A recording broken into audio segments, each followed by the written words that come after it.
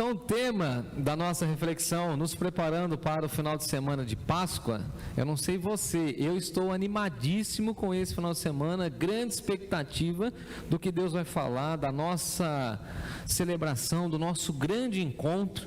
Inclusive, o culto de Páscoa, nesse sentido, para nós cristãos, como eu explicarei daqui a pouco, ele é o momento mais importante, ou deveria ser, mais importante, Lucas, na história da igreja. Não sei em que momento da história da igreja, a igreja meio que se perdeu um pouquinho e disse que o momento de grande celebração da igreja é o Natal. Para nós, não é o Natal.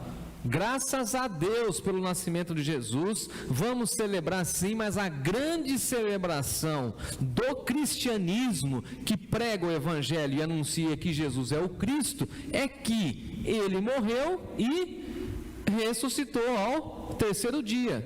Essa é a mensagem cristã, e nós estamos aqui desde a morte e ressurreição de Jesus, porque cremos firmemente nessa confissão. A nossa confissão é essa.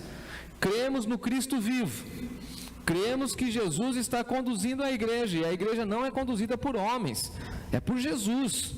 Cremos sim que Ele ressurgiu das trevas, que Ele deixou o sepulcro para trás, e Ele está vivo, intercede por nós, está à direita de Deus, e Ele é o grande Senhor, o príncipe da nossa salvação, o Salvador, o príncipe da paz. Então, eu sempre tenho dito isso, nesses últimos 5 anos que estou à frente da igreja, que a nossa grande celebração, o nosso grande encontro, a nossa grande festa, é sim agora, nesse momento, onde nós celebramos a Páscoa. Então, veja que a Páscoa cristã, ela é diferente da Páscoa judaica, e é isso que eu quero compartilhar com vocês. Então, eu estou em Mateus 26, estou falando da última Páscoa. Eu leio de 17 a 19 e depois 26 a 30.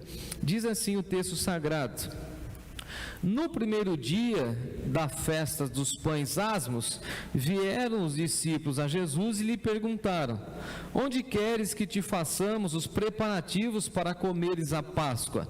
E ele lhes respondeu: ide à cidade ter com certo homem e diz a ele: o mestre manda dizer, o meu tempo está próximo, em tua casa celebrarei a Páscoa com os meus discípulos.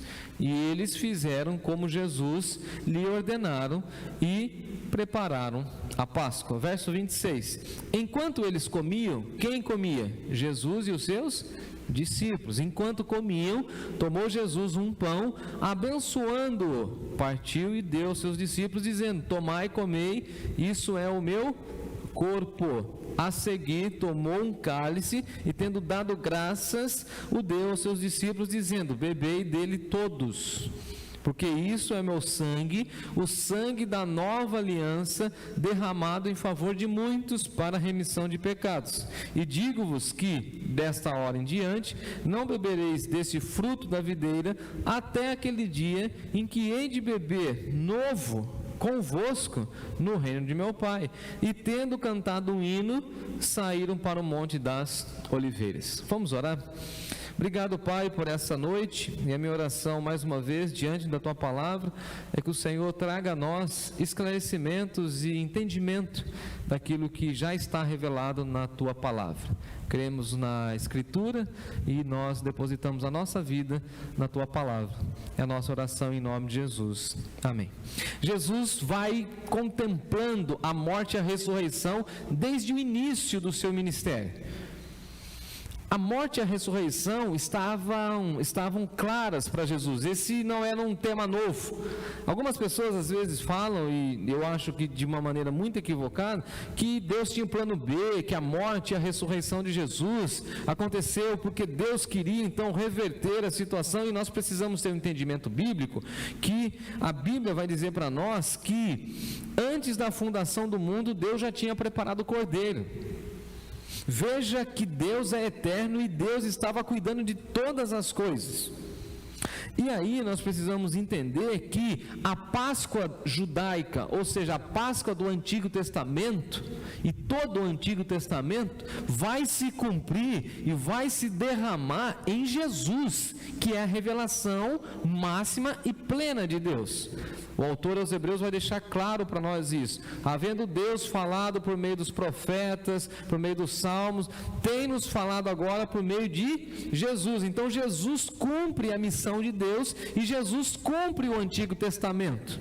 Então a festa judaica que nós temos no relato bíblico da Páscoa se dá no contexto do Êxodo. Nós já estudamos isso, temos várias lições muito preciosas aqui no nosso canal do YouTube, e você vai se lembrar que o anjo da morte ia passar pelo acampamento, e aí então eles estavam com aquela expectativa da fuga do Egito, e o que eles fizeram?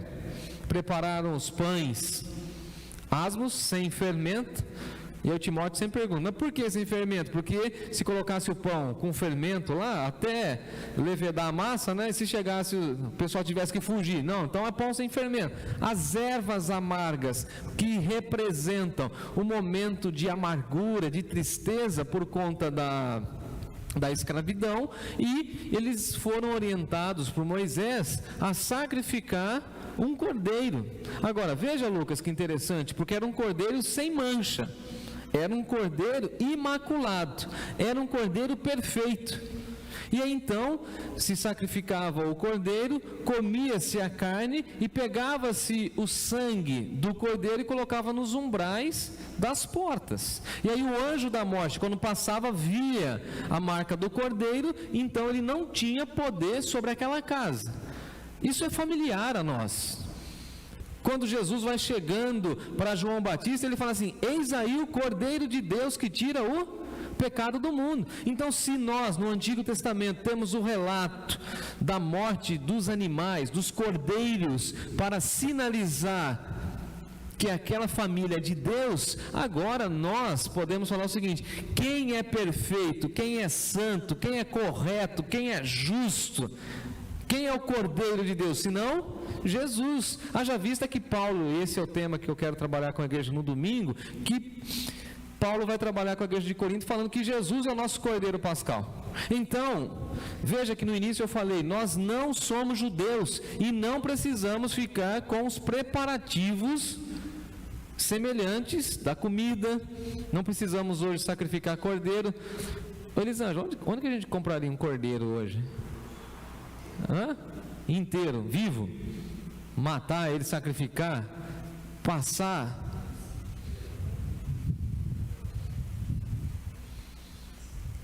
Veja, o Antigo Testamento está apontando para aquilo que é maior.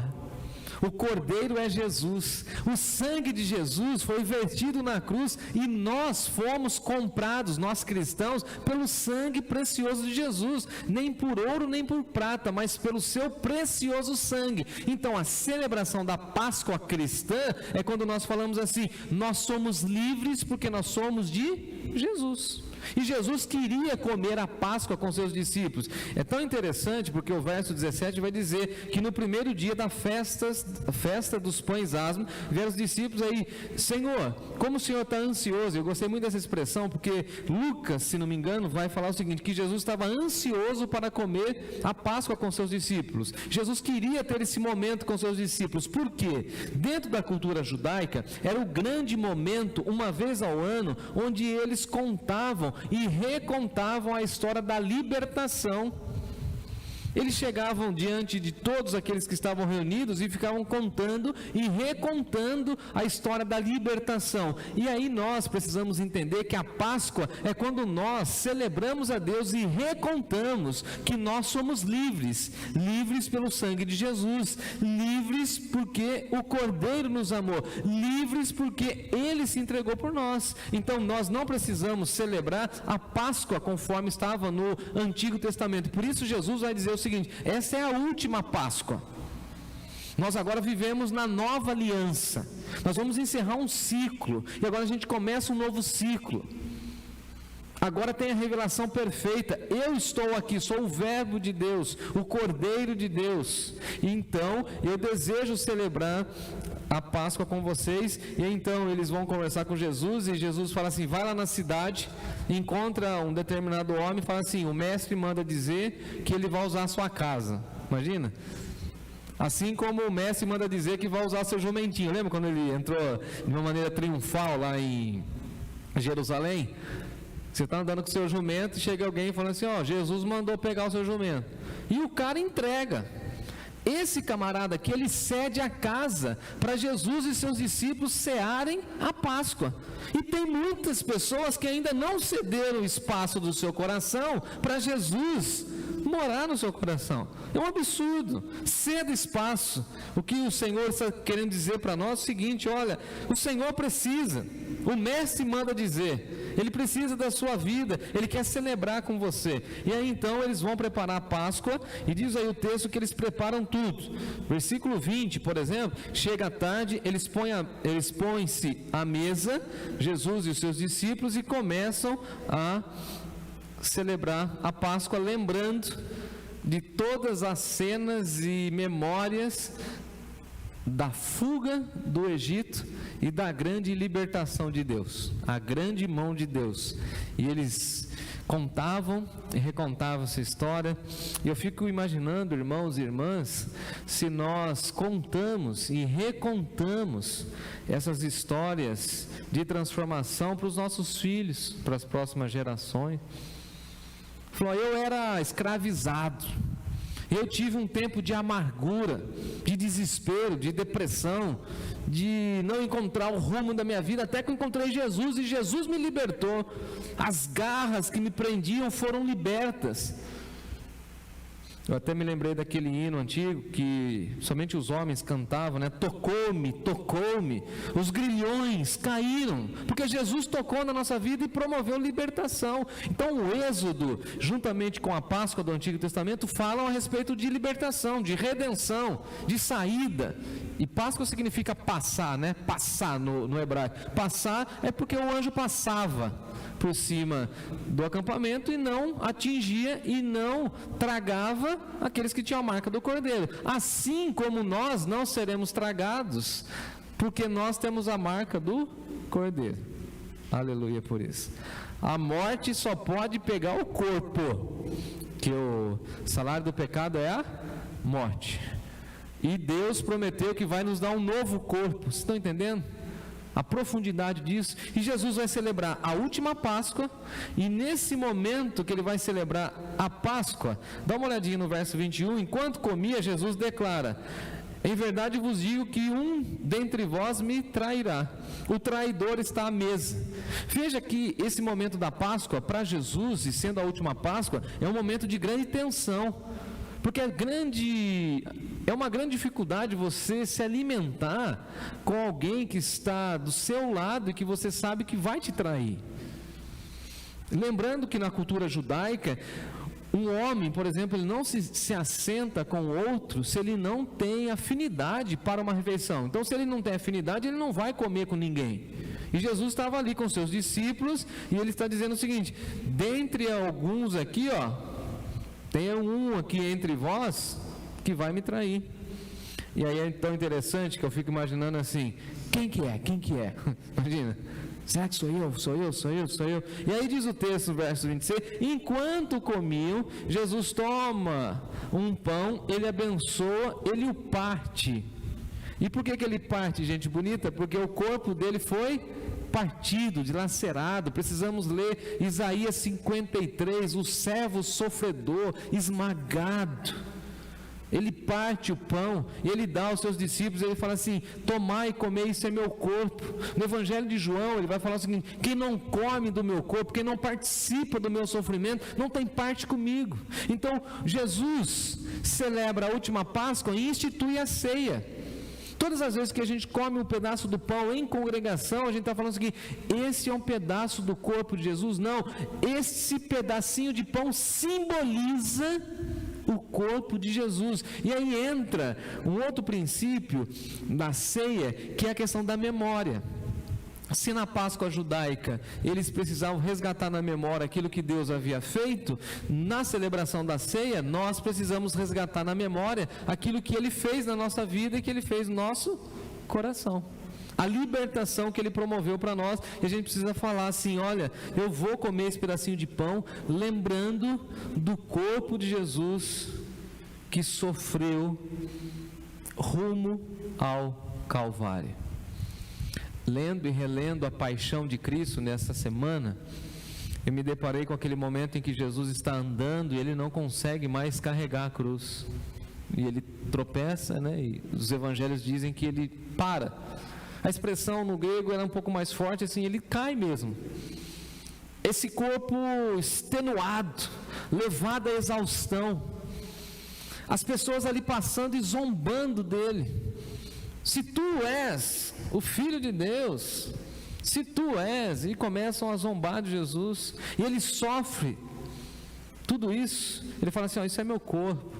Então, quando nós celebramos a ceia, vamos sim celebrar a ceia e falar o seguinte, olha, esse aqui, esse pedaço de pão simboliza, traz à memória o corpo de Jesus que morreu na cruz.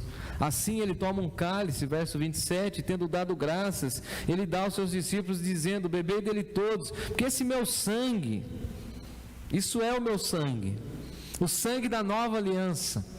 E essa nova aliança está simplesmente ancorada no sangue dele, e por isso nós cantamos que precioso é Jesus para nós, que o sangue do Cordeiro é que nos lava, somos alvos mais do que a neve, porque simplesmente, a expressão bíblica Ele aspergiu, Ele jogou o seu sangue sobre nós.